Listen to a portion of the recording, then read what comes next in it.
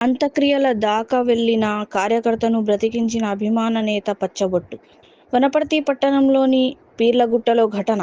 BRS మాజీ మంత్రి సింగిరెడ్డి నిరంజన్రెడ్డిపై అభిమానంతో ఛాతీపై ఆయన పచ్చబొట్టు వేయించుకున్న తైలం రమేష్ అనే వ్యక్తి.